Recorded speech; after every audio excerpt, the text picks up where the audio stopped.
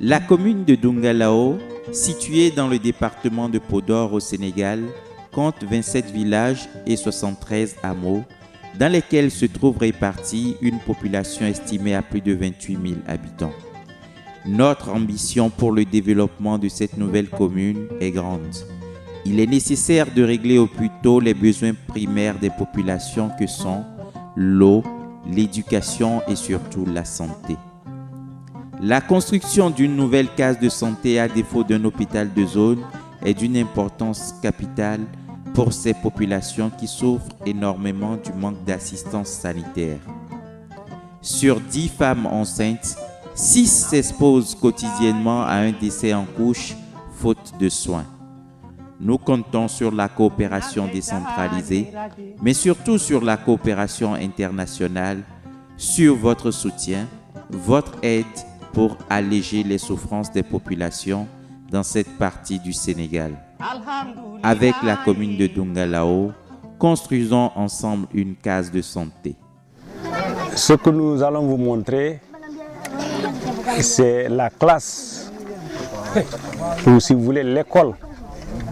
Une école qui se résume en une seule classe, qui est là derrière nous, qui reçoit ce qu'on appelle une classe multigrade, avec 3 cours, CI, CP, C1.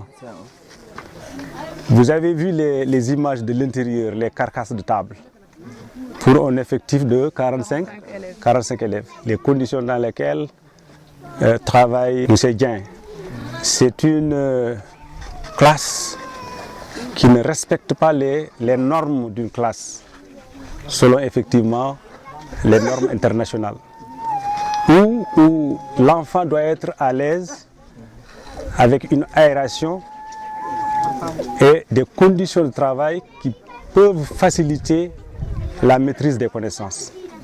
Donc c'est dans des conditions extrêmement difficiles que M. Dieng travaille dans cette école qui est pour le moment une classe en banco couverte de paille. Une école sans clôture où les animaux et les hommes passent matin et soir. Une école où il n'y a pas de sécurité pour les enfants. Une école où il n'y a pas de latrine ou si vous voulez de toilettes pour le personnel enseignant et également pour les élèves.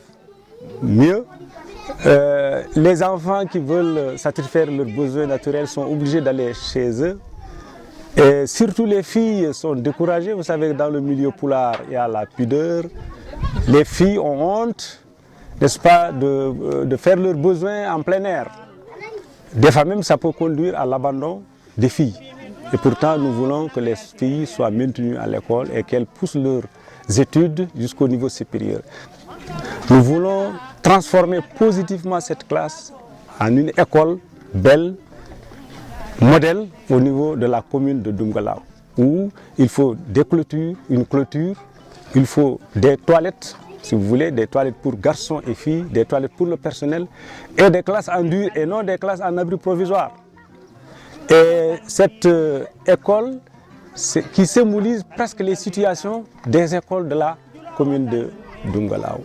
Alors, nous voulons véritablement, avec la coopération décentralisée, améliorer les conditions d'études et de travail des enseignants de toutes les écoles de la circonscription de Dungalao. Et avec le maire qui est là, plus aussi notre doyen Ibrahim Gueye, qui est conseiller économique et social, nous sommes prêts à recevoir toute coopération allant dans le sens d'améliorer les conditions de travail de nos enseignants et des lycées même et des collèges de la circonscription de Dungalao. Avec la commune de Dungalao, faisons de la santé des populations une priorité parmi les priorités.